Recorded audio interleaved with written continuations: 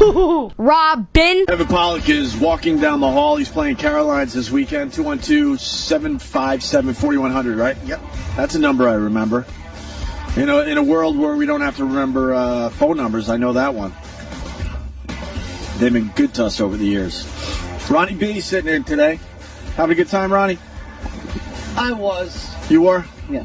Was the Troy thing a little slow, you think? That dragged a little bit? You know, I just feel like it's Sam, once again, just bringing everything back on himself. He does do that. Hi, man. Hey, Kevin. Kevin Pollak. You can sit wherever you want, sir. All right. I want your chair. By the way, you shouldn't have waited as long as you did. Yeah, who gets fired over that? I don't know. We're going to figure that out, though. Totally kidding.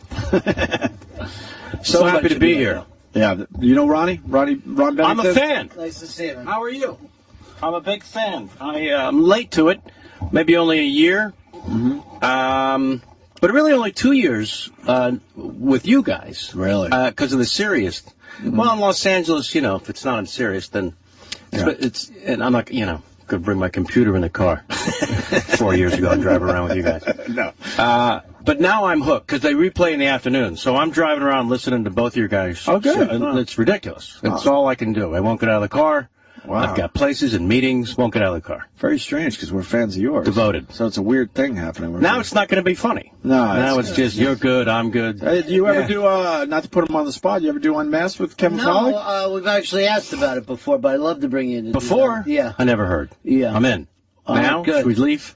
Yes, let's go. I'll get an audience. We'll have an audience here within minutes, and I would love to. He is the greatest interviewer by far. Yeah. We would have a good time with Unmasked. I'm down. I'm in. Oh, good. I'm all about it. I had one of those driving around L.A. moments, listening to the show, and people were calling in, Ron, your guys' show, about comedians who were good dramatic actors. Uh-oh. And they were calling in one after another, and I'm driving around going, I should probably be on this fucking list, no? How is it I'm not coming up? This is so... And then finally somebody called it, because you were only taking suggestions from the callers. And then somebody called up and said, what about Kevin Pollak, Usual Suspects? And thankfully, so you hung in there with the idea, Right. with the premise. Yeah, who else was mentioned? Do you remember? I think Robin Williams got mentioned. Yeah, sure. Time. Jim Carrey's a good actor. Yeah. Yeah, Jim Carrey's terrific. But it is a rare thing to be able to do what you did. That's why I waved the flag so loudly. Yeah. Hey, look at me, you son of a bitch. Meanwhile, it's the worst fucking thing I ever did to my stand-up career, was becoming a dramatic actor. Is that right? Literally. Well, because, careful what you wish. You know, most comedians would, I imagine, if they want any acting credit, or street cred, as it were, they want it as a dramatic actor. Sure. And we all want to be comedic movie stars, but if you want some cred, you're going after a little bit of drama. So, you know, shake it up. All right, so I make a left turn about 20 fucking years ago with A Few Good Men. Literally 20 years this year. How the fuck about that? I saw that in the gym the other day. Holy I shit. know that guy now. Well, you can't avoid it. It's on every hour and a half. Yeah, it's ridiculous. So now I have to educate people that I started out in stand-up comedy and have been a comedian. All these, because literally, oh, look, it's the dramatic actor guy. Well, I think it comes down to whatever happens to you, there's another road you didn't take. Yeah, sure. You know, like, there's so many people that sit around going, why didn't I get my chance to drama? Like, Gleason used to be pissed that he didn't get more dramatic roles. What was the movie he did? Gidget or Guizot or something? Yeah. It was some weird movie. He was very, very happy. I think Laurence Olivier was in. He did a movie with Olivier too. I wouldn't know how to pronounce it either, but it is spelled like Guizot or Gigot. Gigot, yeah. And by the way, wouldn't it be a great world if that's how you pronounce it? Yeah. That would be Makes it fucking easy for fantastic. everyone. Why not? Gigot. You seen Gigot, right? Yeah. I never saw We that mocked movie. it the whole way through because I was a girl I was dating at the time that made me and my fucking stoned friend watch it. We just thought it stunk. Watch this part. I mean, shut up. No. That's 25 years ago. He played Minnesota Fats. That was Fantastic. fucking unbelievable. Who changed his name? His name used to be something else, Fats, and he changed it. His name was New York Fats, and he changed it to Minnesota Fats to match the movie. Boring facts. Wow. No, that's to match seriously. the movie? Yeah, because it became Fats. I wish you would have stayed with it because I was at the edge of my seat, and I'm like, really? That's the truth. Yeah, I love that. So are people realizing you're a fucking stand-up? No, but I want to get what back to happens that. is, I'm at Caroline's this weekend, right? So I'd say 60% of the An audience amazing comes stand-up. out will say, "Oh, I saw your new special last year. Yeah. It was great." And then 40% will say, "I love you in this movie or that." And my friend dragged me here. I didn't know you did stand-up. Yeah. And it's, it's fucking annoying. You still That's like how I started, and it's my first passion. And making still like movies it? is exciting, but boring fucking work. I mean, it's bullshit. Right. You sit in a trailer and you wait, and then you go out and... You'd rather do stand-up? Oh, God, yes. You kidding? Taking the audience for a ride of your choosing live for an hour? Fuck me. I mean, that's But it. a lot of guys don't want to do the stand-up. Well, they don't want wanna the move on from that. road, or they don't want the Yeah, a lot of them want off the bad road. That's hotel. true. Yeah. You want to sit home and count your money. You don't want to... Right. You don't really... So, but, yeah. I would imagine making movies would be awesome. In theory, Yeah. on paper, it's fantastic. Yeah, I mean, it's not even a job. If anyone ever complains, actors or actresses, I just want to slap them for a day and a half. It's bullshit fucking work. In fact, everyone on a movie set is working but you. Right. As an actor. Everyone is pulling cable, they're moving lights. And you just wait in You're your waiting for a trailer. donut, really, to get... I hung with Jay Moore recently. I was just amazed. I was in his trailer all day. They needed him for... Right? I mean, it took longer to walk to the set than him being on set. They were shooting around him. They really didn't even want him there. There was other people coming in and doing his scene. He was playing the Charlie Sheen character for, what was it, Law and Order or CSI, whatever the fuck. And we fucked around in his trailer all day. Yeah. I'm like, when are you working? And they finally got him, and we walked, and he was on set, and they're like, okay, that's great, that's it for today. I'm like, you worked maybe 5 minutes today. You work 12-hour days, minimum. 12-hour days. That Yeah. seems like a lot for your average working person. 11 of those 12 hours, you were absolutely sitting on your ass, waiting. So how do you get yourself up Exactly. to finally, act? Yeah, well, You must be bored and tired at that point. Well, I don't. I mean, I'm a comedian, so I've managed to fool them through a number of films. I don't know the exact number, 66, but it's not. It's not what it looks like. It's bullshit. 66 I movies? have 5 of them really good. Wow. My batting average could not be worse. Who's the biggest actor you've blown a take in front of? Oh God, all of them. Oh, I mean, you have, sure. okay. Oh yeah. I mean, that's not as awful as it sounds because everybody. Yeah, but I'd rather hear the other side where the big actor stumbled in front of you. Yeah. Because I'm sure you've seen that, too. Well, De Niro needs 35 fucking takes every scene. Really? Yeah, and I'm asleep after 3. Yeah, I mean, really, you're gonna get it from me in the first 3 or 4 takes, and then I just hear myself talking. Right. And there's no magic. Yeah. But he mixes it up. He's doing something different every time, and I want to kill myself. 35 takes. Yeah. We had that one scene in Casino where we're sitting at the table and he's going through the blueberries with the muffin and he's not happy. But yeah, I mean, it was exciting as fuck. Sitting across from him was ridiculous. And but 7 hours in, you're like, I think we got this. 7 hours in, you're like, I don't give a fuck. You're pretty sure. Yeah, I'm pretty sure Bobby has nailed this. I'll be honest with you. And it's of his choosing, obviously. Well, of course, that's how they work all these years. They both like to do. Scorsese's a perfectionist, Ron. Well, him and... I know Kubrick was, obviously. Yes. Yeah, but Scorsese gets to, run his own show. But the weird thing is, like, when they did King of Comedy, Jerry Lewis was pissed because they would show up really late. And Jerry Lewis is old school, like, let's shoot this, move on to the next thing. Mm-hmm. And they take their time. They do their own thing. And also Jerry, directed so many films, and he... Right. I think he was brilliant in King of Comedy, by the way. I love that film. We all love that movie. I was thinking, it probably seemed like that's what he's probably really like. Was oh, yeah. That to me, was probably wasn't what Jerry acting. Lewis was really like. Yeah, I would go with that. Yeah. He reached down from Mount Rushmore about a year ago. I get a call from my agent saying, Jerry Lewis wants your phone number, wants to call you.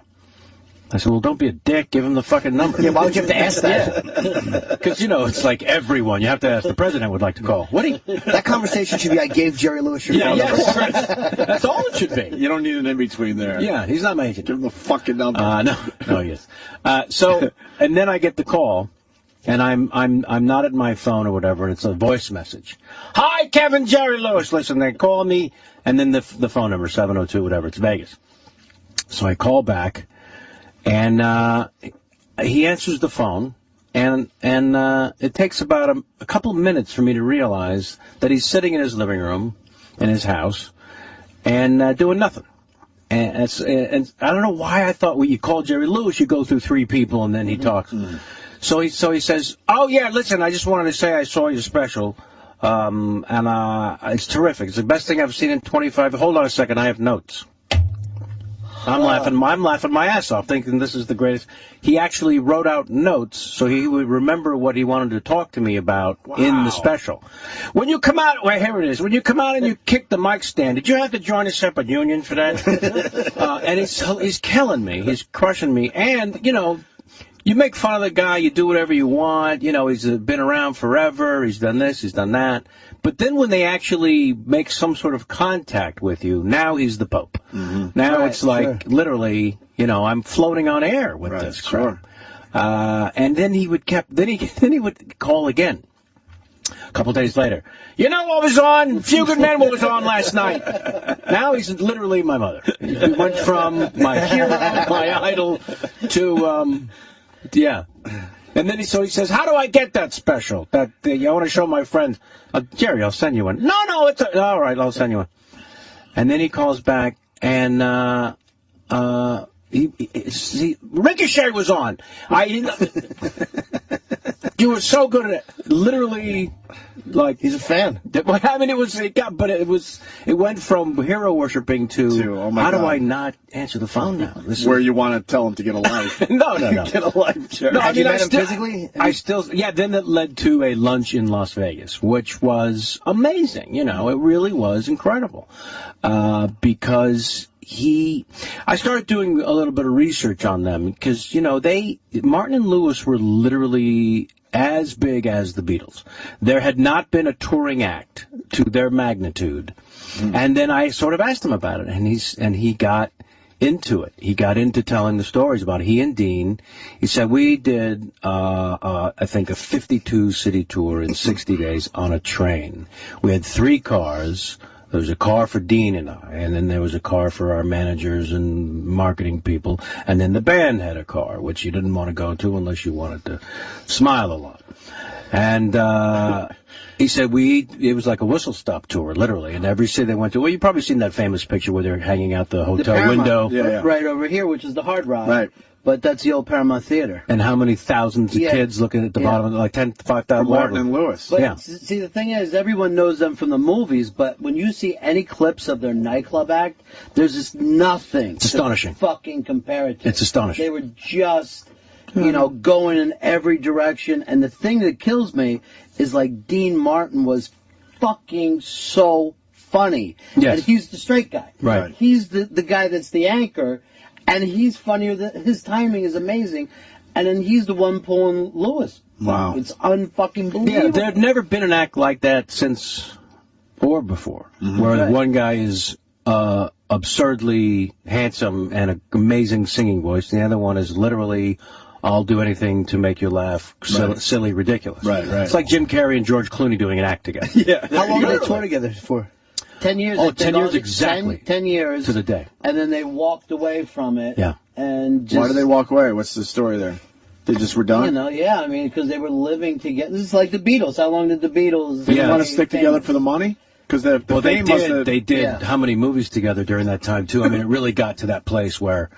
They were still get famous. me out of here. No, they were gigantic. They still had juice, right? Yeah. Oh no, Jerry went on to make a gigantic. No, I mean when film deal. when they broke up, they still had juice. They could have continued that. Oh God, Yeah. yes. They both went on to giant solo. And everybody careers. thought that Dean Martin was the craziest person in the world. They're like, Right. you have left the money. Right. Then he went with the Rat Pack, and then he's got the TV. But there was no shows. guarantee all that was going to work. Is No, my nothing. point. We know now because of history, but Right. here you got this great thing that you're just going to walk away from after 10 years, assuming that you're going to do all right without it. But it's literally like the Beatles. Right. When the Beatles, they each went off and started working in the smaller clubs. And when their egos of that size, you know, I'm just surprised they lasted 10 years. Yeah. You know what I mean? It's hard. And when you look into the Beatles, you're just amazed any one of those guys wanted to walk away from that, but they did. You saw the George Harrison Right. thing, right? We all saw that? Yeah. The documentary? Yeah. Where he just fucking had it. He didn't want it anymore. I'm like, you're one of the Beatles. He just wanted to How do you plant walk away trees from and that? plant tomatoes and shit in his garden and be left alone. But how the fuck do you walk away from that? Because it's like being in a submarine with other fucking guys. You just want to kill each other after a while. But it's the Beatles. Yeah, I know, but they don't see that from inside. Yeah, I know. You know? Yeah. Unbelievable. And I think you can never have the appreciation while you're in it. No, you couldn't. For what it is. Right. You really don't. Right. You just get I can't go where I want to go. I can't do what I want to do. And Jimmy's I've got right. enough money. I listen to the show. I listen to you guys go off on how fucking sick and tired you are of this bullshit. Well, I mean, it's management that been a long you're fucking time, tired of, Kevin. I'm sure. We're sick of being treated like zeros. Yeah. We want to be able to not walk somewhere. I can go anywhere comfortably. Yeah. I'm sick of going to the store. I mean, I can dig it, but you know what I'm you know saying? why? It's Because kinda we know, and Ronnie, well, he can speak for himself. We know what this could be. Yes. And it's just so complicated and hard now. Not where we sit, but just everything around it. Right. You know, they just make it exhausting. Yeah. They really do. Yeah. It's almost like you're in a room somewhere, you know. It's unbelievable. With like a chart and a graph saying, how do we make this more different? And all we want is dumb little, like, lights in the studio. So when we film videos, they look good. We want maybe a bigger studio. We're not asking for crazy shit. And everything has to just be talked about. We just talk about things But you know over what? and over again. You don't think that somebody walked away from the Temptations and shit? I mean, people do this all the time. Like, no one, like, the Motown guys had no fucking idea that was a great gig until it was over. Right. All of them were like, this is crazy. But the Beatles. This is so The Beatles much are the Beatles. I mean, you know what I mean? That's why And Mick just- Jagger keeps getting their guys together. Yeah. I'm sure, saying, Right. we really should never, ever stop. Well, no one will show up to see those guys separately. Right. That's the a fucking problem. funny thing. Name one Mick Jagger song. I mean, I'm sure you can, but not as impressive as those songs from the 70s. All those fucking Doesn't guys. compare to Give Me Shelter. Look what happened with Pink Floyd. And, you know, he goes out with his regular name, even though he fucking wrote all those albums and shit. Right. And no one gives a shit. But they're happier, probably. Right? Not Yeah, being I part of the guess. machine. Don't think Roger see him at all? Who? Roger Waters. Yeah, but No, not... Rogers isn't the best example. Roger He did all right Waters on his own. plays fucking, 10,000 seat places. He did all right on his or own. 5,000 seat places. Right. But he was playing stadiums with Pink Floyd. And they go out without him and they still play stadiums because people just go, Pink Floyd. Right. They don't know who the fuck made shit. Right. They don't even know who's in the band anymore. Yeah. We talk about that, where the bands are moving on without any of the original members at this point. Yeah, I remember actually Sam and Dave, neither Sam nor Dave. Right. Oh, really? Yeah. Look, I remember that. How did they get away with that? For a while, there was no Sam. It was a different Sam. Right. And then they came back, and it was a different Dave. And in the end, it was just neither Sam nor Dave. Can I tell you the best Tim and part of that? Larry. He thinks you're talking. He was hoping for a second you're talking about him, Sam. Oh, He used to do a radio For show. half a second, he lit up like he Yeah. thought it was him and Dave. Yeah. He has a show called Sam and Dave. Oh, I know. Leonard Skinner's at that point. I think we're down to what? Maybe one guy? And One guy. fucking nieces and nephews in the band and shit. But it's Leonard Skinner. Right. And then the fans just look at it as Leonard Skinner still. And they hired a guy named Leonard just to have one around. Particularly their fans. Yeah. Aren't all that fucking sure what's going on. But they got one guy left. That's it. You know, these bands will be franchised. I'm convinced. Well, Kiss has 2 out of 4 gone. I mean, Peter Criss and I's really been gone for years. Right. They've kept going. They've had and Gene Simmons talked about on our show where he would love to franchise the actual band and sit home. Where he fucking, cast the band, the new Kiss, and he sits home. Yeah. That's what you need to do. Well, we do that here. We fucking franchise the show. every once in a Gallagher while. tried it with his brother. How about that? Gallagher 2 or Gallagher Light? What was it called? Gallagher 2. It was Gallagher his brother. 2. Ron Gallagher's right? brother. We, have you ever talked to Gallagher? It's been Over the forever, years? but, He's 25 lunatic. years ago. We fucking love him, but he's a lunatic. Sure. Man. He's got some fucking far-out ideas. You know who was great in here? I don't know why lunatic made me think of this, because people think he is. Yeah. You guys talk with Nicolas Cage. I thought that was loved phenomenal. It was phenomenal. I thought it was going to be one of those, He pulling teeth things. No. He was great. He was... Did you hear him telling the story about how he sat at a 6-hour opera crying to himself? Yeah. He went by himself to a 6-hour opera? Yeah, it wasn't even on, though. Huh? That was on a Sunday. Nothing was even happening. Yeah. He was just sitting in the room crying. And then he ends up crying. It was so emotional to him. He loves opera. Who knew? I love... Thank you, man. I love I his really take like on that the thing. whole Civil War photo bullshit that came out. Yeah. And You see the Civil War photo, Ronnie? Yeah. He's a vampire. yeah.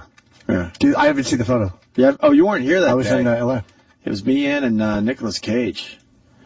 That's when we get... There you go. I mean, it's pretty, and I love how he says it looks like a slow version of me, Yeah. That's... Wow. Is that Yeah. a relative or no? No. How about just going with that? I might have a family member somewhere down the pike instead of saying, no, he's a vampire. Yeah. Clearly the man is a vampire. I mean, you kid, it's not possible to find anyone that looks like him. Right. That's absurd. Yeah, let's go with that. 1 billion people since the Civil War. We found your great whatever would be grandfather. No, not possible. No. Ridiculous. Caroline's Kevin Pollak. I think we're going to break here and continue with Kevin Pollak. I'm starting a new comedy podcast. By the way, I got to tell you about, oh yeah, am I doing that? Because they asked me to do it, but I don't know if I can because I'm pulling back Sunday from Fort Lauderdale. Well, we all got invited to do Kevin Pollak's podcast. I want to do it badly, but it's like Oscar night and all that shit. There's some shit. I know.